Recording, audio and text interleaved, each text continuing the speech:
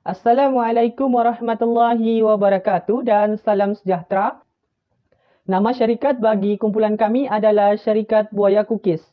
Slogan bagi Syarikat Buaya Cookies adalah Kudapan Santai. Kudapan santai ini membawa maksud kepada segala produk makanan yang dihasilkan adalah untuk dimakan pada bila-bila masa sahaja, termasuklah ketika bersama keluarga, ketika menonton televisyen, ketika belajar dan sebagainya. Jenis praktikum perniagaan yang telah syarikat Buaya Cookies gunakan adalah perniagaan yang bersifat rakan kongsi. Perniagaan rakan kongsi ini adalah hampir sama dengan milikan tunggal, namun ia memiliki lebih daripada seorang dan tidak lebih daripada 20 orang pemilik. Model yang digunakan juga adalah amat rendah kerana terdiri daripada perkongsian ahli dan pinjaman daripada bank. Sepanjang tempoh projek ini berlangsung, ahli kumpulan kami iaitu Syarikat Buaya Cookies mendapatkan kerjasama yang baik sesama ahli kumpulan. Ahli kumpulan kami telah memfokuskan kepada penjualan makanan sahaja. Kami telah menjual pelbagai jenis produk makanan iaitu terdiri daripada brownies, Pour in Depth, cockroach mini dan sebagainya. Seterusnya saya akan meneruskan pembentangan pada hari ini tentang idea perniagaan. Aspek terpenting dalam mengenal pasti idea perniagaan bagi syarikat Buaya Cookies adalah memerhati haluan dan hala.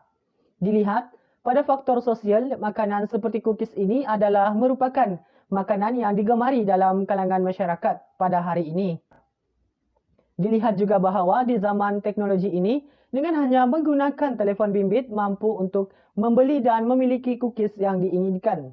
Sekiranya masyarakat memerlukan makanan cookies ini, mereka hanya perlu memesan dengan menggunakan aplikasi atas talian dan kemudiannya mereka dapat memiliki cookies tersebut dengan mudahnya. Seterusnya saya akan meneruskan pembentangan saya pada hari ini tentang carta organisasi syarikat bagi syarikat Buaya Cookies. Syarikat Buaya Cookies ini telah diketuai oleh seorang CEO iaitu bernama Iskuzairi bin Samli. CEO ini akan memastikan pekerja yang diambil olehnya mampu untuk menguruskan setiap aspek utama perniagaan syarikatnya dengan baik. Seterusnya adalah jawatan pengurus pengeluaran, iaitu dijawat oleh Danis Hakimi bin Darus. Pengurus pengeluaran ini berfungsi untuk memantau proses pengeluaran yang berlaku di dalam syarikat Buaya Cookies. Jawatan seterusnya adalah pengurus kewangan.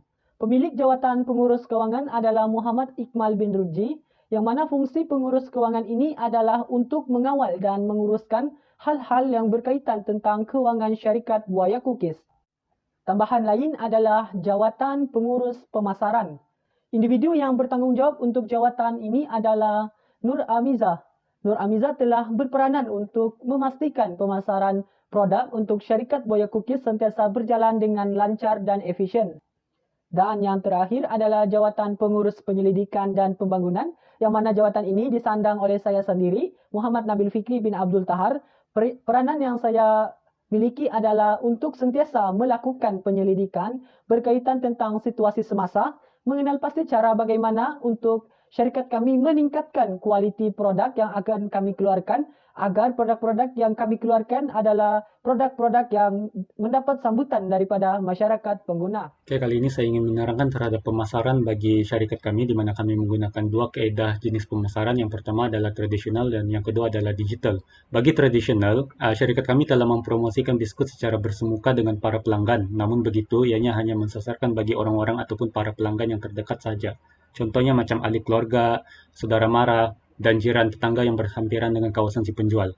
Bagi pemasaran digital pula, di mana kami menggunakan 3 jenis media sosial. Yang pertama adalah WhatsApp, yaitu berfungsi untuk memudahkan pengurusan jualan dan komunikasi dengan para pelanggan. Kedua adalah Instagram yang bertujuan untuk mengiklankan promosi biskut dengan memuat naik poster, teaser dari para pelanggan pada platform berkenaan. Tambahan lagi, ianya memuat naik maklum balas pelanggan, stok biskut yang masih ada, dan lain-lain lagi. Akhir sekali, kami menggunakan Facebook sebagai platform media sosial ketiga kami untuk meluaskan lagi pasaran untuk biskut Buaya Cookies, seperti mempromosikan biskut, berkongsi maklum balas para pelanggan kami, dan serta mengemas kini stok yang masih ada pada kami. Dan kami juga menggunakan laman web Wix, yaitu berfungsi sebagai perincian syarikat Buaya Cookies, seperti memperkenalkan latar belakang syarikat, pencapaian syarikat, dan lain-lain. Oke, di sini kamu boleh lihat adalah antara poster yang telah kami buat bagi mempromosikan jualan produk kami di setiap laman media sosial yang kami guna seperti Instagram, WhatsApp, dan Facebook. Poster ini bermain peranan sebagai benda asas bagi mengiklankan produk kami agar para pelanggan boleh mengetahui produk kami secara lebih terperinci tentang apa jenis cookies yang kami jual, harga setiap cookies tersebut, serta mempamerkan page Instagram, Facebook, dan kontak WhatsApp bagi memudahkan urusan jual beli produk kami. Oke, kita lihat pada bahagian Instagram, yaitu ini adalah akun resmi bagi syarikat kami, yaitu Boya Cookies. Dan kami juga telah membuat teknik teaser itu bagi mempromosi produk biskut kami.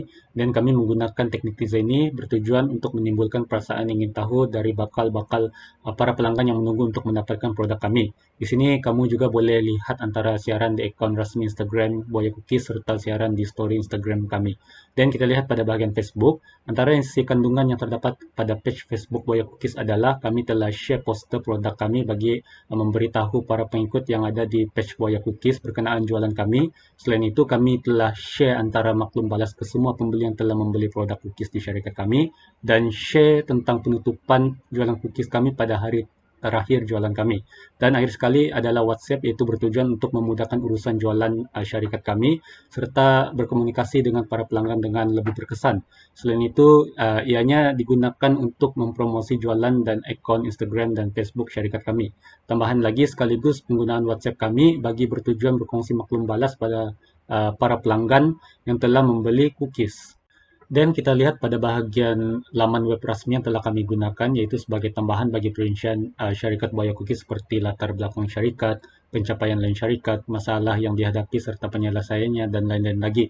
Kami telah mencipta laman web resmi syarikat kami dan ini adalah laman web resmi syarikat kami. Oke, kita lihat pada bahagian sorotan terkini dan gambar keseluruhan, di mana kesemua gambar tersebut telah diambil dari 7 hari terakhir, yaitu di antara 14 hingga 20 Jun. Pada laman sosial IG syarikat kami, jumlah pengguna IG yang telah melihat siaran kami ialah 97 akaun. Dan kita melihat pada akun terjangkau untuk bahagian tanggapan dan activity account, di mana tanggapan ialah seberapa kerap siaran kami dilihat untuk 7 hari yang terakhir, ialah sebanyak 488 akaun pada sekitar 6 hingga 12 Jun. Dan untuk lawatan profil sebanyak 40 akaun untuk 7 hari terakhir pada sekitar 6 Jun hingga 12 Jun. Dan akhir sekali bagi bahagian interaksi kandungan sebanyak 67 akaun telah menyukai post-post kami. Dan itu saja daripada saya. Sekian dan terima kasih. Salam sejahtera, saya Izkuzairi bin Samli dan hari ini saya akan membentangkan pencapaian syarikat Boya Cookies kami. So, bagi total sales, kami berjaya mengumpul sebanyak Rp1.411, di mana ia melebihi daripada jumlah modal yang kami kumpul. Dan ini juga bermaksud kami berjaya menjual semua stok yang kami ada kepada pelanggan kami. So, bagi social media kami, yaitu Facebook, kami berjaya mengumpul sebanyak 193 likes ataupun followers. Dan bagi Instagram adalah sebanyak 134 followers. Seterusnya saya akan masuk kepada visi, matlamat, dan objektif Boya Cookies, sama ada ia tercapai ataupun tidak. So, bagi visi adalah untuk menjadikan Boya Cookies sebagai sebuah syarikat yang maju, berdaya saing, dan syarikat yang menjual berbagai jenis biskut mengikut cita rasa pelanggan. Dan bagi matlamat kami pula, ia terlihatan tercapai, yaitu yang pertama, kami dapat memastikan setiap produk yang dikeluarkan adalah produk-produk yang berkualiti dan mampu memuaskan hati para pembeli. Dan kedua adalah kami menawarkan produk pada harga yang berpatutan dan menjanjikan rasa biskut yang terbaik. Dan terakhir yaitu menjadi di antara syarikat yang menyediakan produk bakery yang bermutu tinggi dan juga halal. Dan bagi objektif kami juga adalah tercapai, yaitu kami dapat memastikan kepuasan pelanggan dalam membeli biskut coklat yang halal, murah, dan sedap. Dan kedua, kami sentiasa mendapat pelanggan baru dari semasa ke semasa. Dan objektif ketiga kami yang tercapai yaitu kami dapat memastikan pelanggan berpuas hati dengan servis yang diberikan oleh kami. Bagi pelanggan Boya Cookies pula, kebanyakan mereka memberikan maklum balas ataupun feedback yang positif. Seperti contoh, mereka memuji kualiti produk kami dan juga memuji tentang servis yang kami berikan kepada mereka ketika berurusan. Dan kedua, kami sentiasa mendapat pelanggan yang baru, di mana ia menunjukkan Boya Cookies boleh dikatakan mendapat sambutan yang ramai. Dan yang terakhir sekali, kami juga mendapati ada pelanggan yang gemar dengan produk kami, sehingga membuat pembelian lebih dari sekali. So, saya rasa itu saja pencapaian syarikat kami. Selanjutnya saya serahkan kepada pembentang seterusnya. Seterusnya saya akan tunjukkan laporan keuangan syarikat Boya Cookies. Yang pertama adalah penyata pendapatan bagi tempoh berakhir 30 Jun 2021. Hasil jualan yang diperolehi melalui jualan produk yaitu Kokoja, Poendip dan Brownies adalah sebanyak 1.428, dan tolak kos jualan yaitu modal dan juga kos pembungkusan masing-masing bernilai 1.104 dan 47 ringgit, dan untung kasar yang diperolehi adalah sebanyak 277 ringgit. Dan tolak dengan perbelanjaan lain yaitu kos pengangkutan sebanyak 50 ringgit, maka untung bersih yang diperolehi adalah sebanyak 227 ringgit. Yang kedua adalah penyata aliran tunai bagi 3 bulan berakhir 30 Jun 2021. Pada bulan April, penerimaan yang diterima melalui jualan adalah sebanyak 252 ringgit. Pembayaran yang dilakukan adalah kos pembungkusan sebanyak 47 ringgit, maka baki pada bulan April adalah sebanyak 205 ringgit. Jualan yang diperolehi pada bulan Mei adalah sebanyak 706 ringgit. Tiada kos pembayaran yang dilakukan, dan baki pada bulan tersebut adalah sebanyak 911 ringgit. Pada bulan Jun, jualan yang diperolehi adalah sebanyak 470 ringgit, dan pembayaran yang dilakukan adalah kos pengangkutan sebanyak 50 ringgit, maka baki akhir adalah sebanyak 1.331 ringgit.